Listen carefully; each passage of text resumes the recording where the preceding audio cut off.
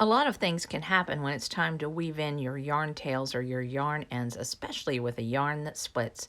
I'm going to show you 4 things that you may run across. The first is unexpected short yarn tails with splitty yarn, and especially when it frays.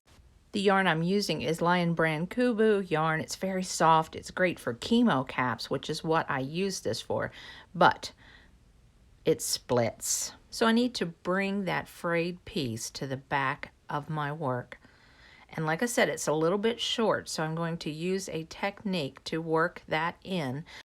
Since that split is so prominent, I'm going to continue to let it be split in half and then work it underneath a loop.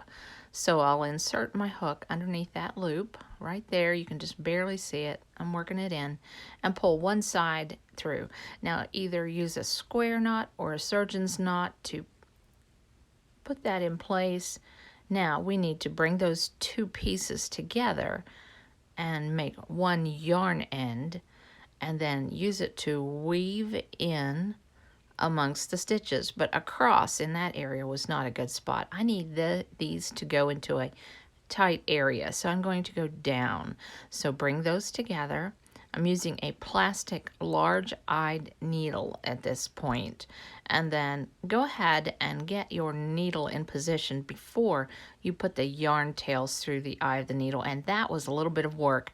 That large eye made it hard to get those stitches down in those tight stitches, but there's a little bit left. I'll address that in a minute. Let's address the other half. What happened was I had a knot in my yarn and I had to cut and tie a knot and rework the yarn end, and I just ended up with a short tail, 2 short tails. So I'm working the yarn ends into the needle after I've already placed the needle in under some loops. Get that other set out of the way. Now pull it through. Okay, I'm not real happy with that. That is going to come out. I need to switch needles. You may need to do this from time to time. I'm going to switch to a metal needle, and I twist that yarn and pinch it real tight so that I can get it through the eye of the needle. Now, I probably should have wove the needle through, but I like a metal needle because you can break into the weave of the loops and get that yarn tail in there in a tight manner. I think that will work right there real well. So I cut that off. Now I need to work this back in. I'm going to use that metal needle. I want to bring it down through into those tight single crochet stitches. So I'm going to weave my needle in so that it feels tight. I'm going to get it all the way down in there. Now, this is tricky.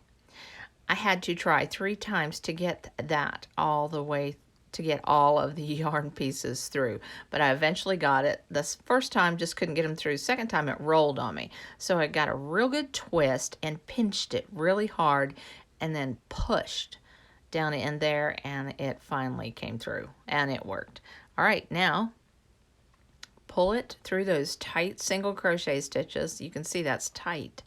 All right, now pull back. I don't have much left. I think that worked in nicely. It's not the best, but it will do. That little fuzzy piece, I'm just going to leave that there. All right, this next technique is the basic weaving in of the yarn end at the end of your project. I do like to leave a long tail. You never know what's going to happen.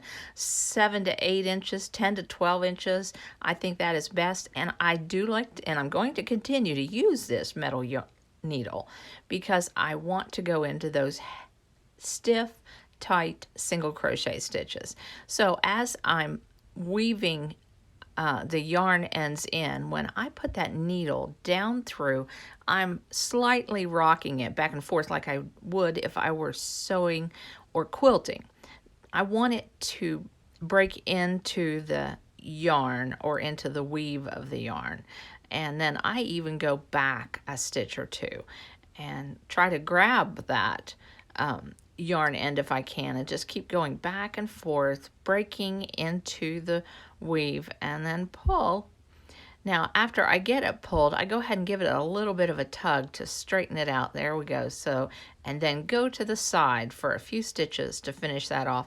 You can go to the side, go sideways a few more stitches than I did. Totally up to you. I think it'll be fine right there. Next is the beginning yarn tail at where we chain 3 and joined in a ring. And all you do is just give it a little bit of a tug because you crocheted over that yarn tail.